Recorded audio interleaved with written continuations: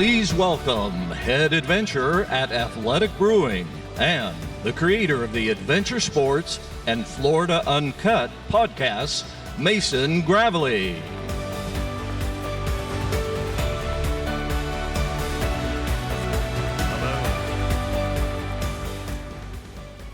Hello, can you hear me?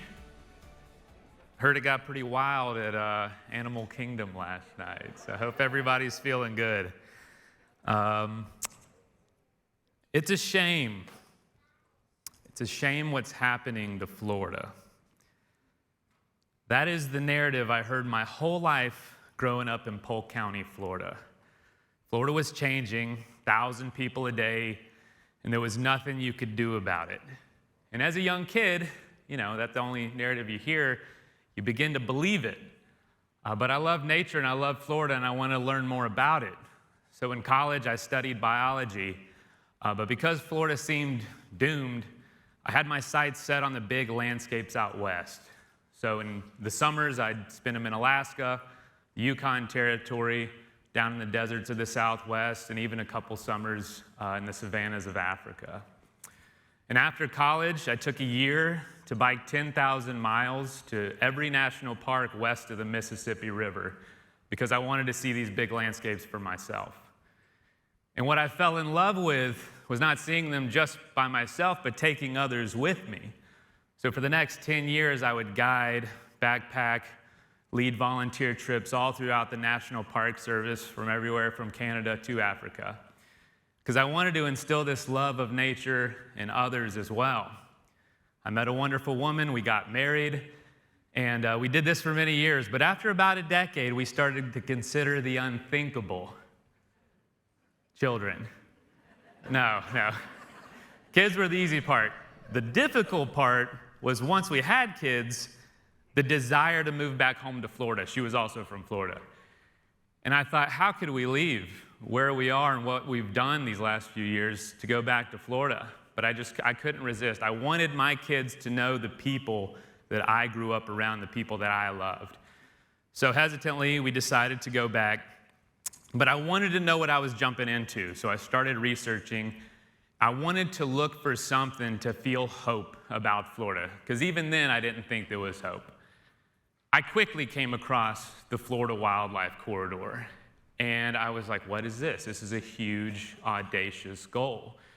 I started looking into it, and as I learned, more and more layers revealed themselves, more and more organizations, more and more peoples and individuals who are all dedicated to this mission of protecting their little slice of paradise. And for the first time in my life, I began to sense hope for Florida. And not only that, I wanted to share those stories with everyone around me. My dad's right here from Frostproof, Florida, in Polk County. He's the biggest pessimist about the future of Florida. But as I told him these stories, have you heard about this? Watch this film. Look at this article. I could see that hope beginning to well in him. It went from shooting down everything I said to asking questions. And it started happening with everybody else too. And so once we got back, I wanted to put my skills to work. So as soon as we got back, my best friends and I started planning these free trips into the corridor. So for the last 3 years, every 2 months, we take anybody that wants to show up on a free experience right in the heart of the corridor. This past trip was 30 people to paddle 30 miles on the Peace River. And every night we sit around a campfire on these multi-day adventures and we talk about the corridor and the importance of work and the importance of this land. And on this last trip, a guy from Orlando, he was a programmer. He said, I had no idea Florida had this kind of beauty. I just assumed I had to go to the mountains in the Carolinas to have an adventure.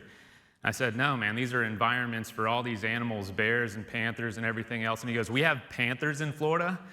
And I said, paddle next to me all day tomorrow. I'm going to tell you all about it.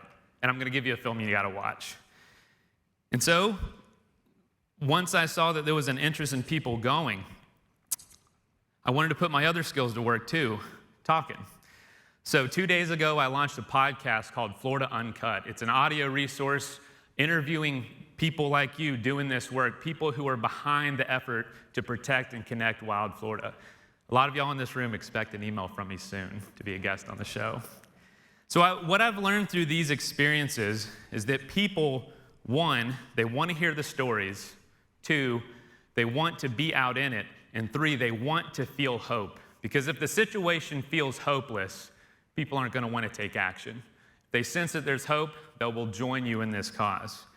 So you have to get out there, and if you can, take others and tell the story.